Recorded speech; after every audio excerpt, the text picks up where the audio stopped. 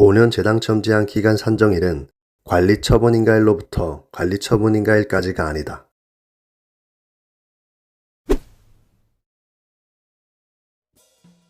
이번 시간에는 재개발 재건축 5년 재당첨 제한에 대해 자세히 알아보는 시간을 가져보겠다. 재당첨 제한에 대한 모든 내용을 담아 누구보다 쉽게 정리했으니 이 영상이 많은 분들에게 도움이 되길 바란다. 영상을 시청하기 전 구독과 좋아요, 알림 설정까지 부탁드립니다. 영상 제작에 큰 힘이 됩니다. 재개발 재건축 5년 재당첨 제한의 탄생. 2017년도 8월 2일 재당첨 제한에 대한 정부의 대책 발표가 있었다. 기존에는 정비사업 내 일반 분양에 대해서만 재당첨 제한이 있었고 조합원 분양에 대해서는 따로 규제가 없었다. 이로 인해 투기 수요가 발생할 수 있다고 판단한 정부는 개선안으로 정비사업 내 일반 분양과 조합원 분양 모두를 규제하는 정책을 내놓게 되는데 이것이 바로 재개발 재건축 5년 재당첨 제한의 탄생의 순간이다. 재개발 재건축 5년 재당첨 제한에 대한 법조문. 해당 근거는 도시 및 주거환경정비법 제72조 제6항에서 확인이 가능하다. 중요한 내용이니 자세히 읽어보겠다. 투기과열지구 내 정비사업의 분양 대상자 및 그 세대에 속한 자는 분양 대상자 선정일로부터, 여기서 말하는 분양 대상자 선정일이란 조합원 분양은 최초 관리 처분인가일, 일반 분양은 당첨 확정일을 말한다. 다시 돌아가서 분양 대상자 선정일로부터 5년 이내에는 투기과열지구에서 분양 신청을 할 수 없다. 다만 상속, 결혼, 이혼으로 조합원 자격을 취득할 경우 분양 신청을 할 수 있다. 재당첨 제한의 사례는 투기과열지구 정비사업 내 일반 분양과 일반 분양, 일반 분양과 조합원 분양, 조합원 분양과 일반 분양, 조합원 분양과 조합원 분양, 이렇게 딱 4가지 상황으로 나뉘게 된다. 해당 사례에 해당되면 5년 재당첨 제한이 적용되지만 디테일한 내용들이 많이 빠져 있다. 좀 더 구체적으로 들여다보자. 우리가 처음 해야 할 일은 종전주택이 재당첨 제한에 해당되는지부터 확인해야 한다. 종전주택 재당첨 제한의 확인사항. 첫 번째, 청약 재당첨 제한과 재개발 재건축 재당첨 제한의 구별. 두 번째, 법 시행일. 세 번째, 최초 관리 처분 인가일과 청약 당첨 확정일. 네 번째, 투기 과열지구. 다섯 번째, 재당첨 제한 당사자 판별.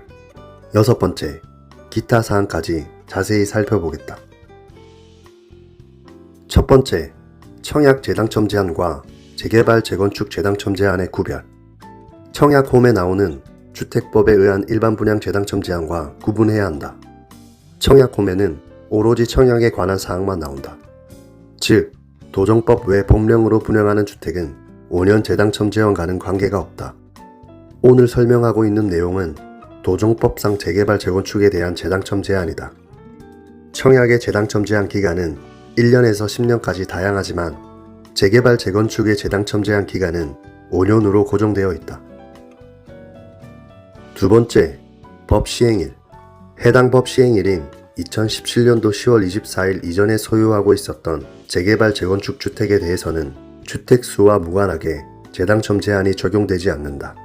단, 해당 법 시행일 이전 소유한 재개발 재건축 주택이 있는 상태에서 추가로 투기과열지구 내 도정법상 일반 분양을 먼저 받았을 경우와 추가로 재개발 재건축 주택을 취득하여 조합원 분양 신청을 할 경우 추가로 취득한 주택에 대해서는 재당첨 제한이 적용될 수 있다.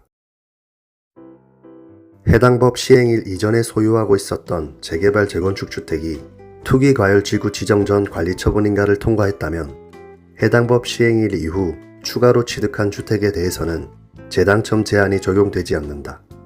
반대로 투기과열지구 지정 후 관리처분인가를 통과했다면 해당 법 시행일 이후 추가로 취득한 주택에 대해서는 재당첨 제한이 적용된다. 법 시행일에 대한 사례 1번. A주택 부가현 2구역 2016년도 1월 1일 취득. 현재 단계는 관리처분인가 준비 중. B주택 부가현 3구역 2017년도 2월 1일 취득. 현재 단계는 건축 심의 중. A, B 주택 모두 해당 법 시행일 이전에 취득했으므로 부가현 2, 3구역 모두 재당첨 제한과 관계없이 조합원 분양 신청이 가능하다. 사례 2번 A주택 부가현 2구역 2017년도 2월 1일 취득, B주택 부가현 3구역 2020년도 2월 1일 취득. A주택을 해당 법 시행일 이전에 취득했더라도 A주택은 아직 관리처분인가를 통과하기 전 단계로서 투기과열지구 지정 이후 관리처분 단계를 통과할 것이기 때문에 해당 법 시행일 이후 취득한 B주택은 5년 재당첨 제한이 적용된다. 즉, 부가현 3구역은 부가현 2구역이 관리처분인가를 통과한 후 5년 이내 분양신청을 하게 될 가능성이 높기 때문에 분양신청 전 반드시 매도해야 현금 청산을 당하지 않는다. 세 번째, 최초 관리처분인가일과 청약 당첨 확정일. 종전주택의 5년 재당첨 제한 기준일은 종전주택이 조합원 분양 대상자라면 최초 관리처분인가일, 종전주택이 정비사업 일반 분양 당첨자라면 청약 당첨 확정일이 기준일이 된다. 즉, 최초 관리처분인가일과 청약 당첨 확정일을 기준으로 5년 재당첨 제한의 기간이 카운트가 된다. 종전주택 매수 시 재당첨 제한을 피하려면 관리처분인가를 통과한 입주권을 취득하면 된다. 네 번째, 투기과열지구. 서울 전지역과 과천 세종은 2017년도 8월 3일, 성남 분당 및 대구 수성은 2017년도 9월 6일, 광명과 하남은 2018년도 8월 28일에 각각 투기과열지구로 지정되었다. 현재 종전주택이 투기과열지구가 아닌 비조정지역 또는 조정대상 지역인 경우 재당첨 제한에 적용되지 않는다. 즉, 투기과열지구일 때만 재당첨 제한이 적용된다. 종전주택이 투기과열지구 지정 전 관리처분인가를 받았을 경우에는 재당첨 제한에 적용되지 않는다. 반면 종전주택이 투기과열 지정 후 관리처분인가를 받았을 경우에는 재당첨 제한에 해당된다. 다섯 번째, 재당첨 제한의 당사자 판별. 정비사업 일반 분양 청약 당첨자와 최초 관리처분인가를 받은 조합원 분양 신청자는 재당첨 제한에 해당되지만 이들로부터 매수한 승계 취득자는 재당첨 제한과 관계가 없다. 즉, 매도자는 매도한 후에도 계속 재당첨 제한이 적용되지만 매수자는 재당첨 제한이 적용되지 않는다. 5년 재당첨 제한은 세대원 전원에게 해당되기 때문에 종전주택이 관리처분인가를 통과하기 전 자녀 세대 주소를 분리해 둔다면 자녀들은 재당첨 제한에 적용되지 않는다. 5년 재당첨 제한은 법인도 동일하게 적용된다.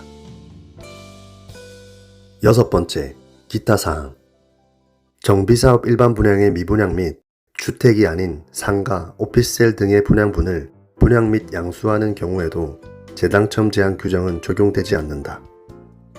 정비사업의 재개발 재건축이 아닌 리모델링, 가로주택 정비사업, 택지개발 지구의 당첨자인 경우에는 재당첨 제한 규정이 적용되지 않는다.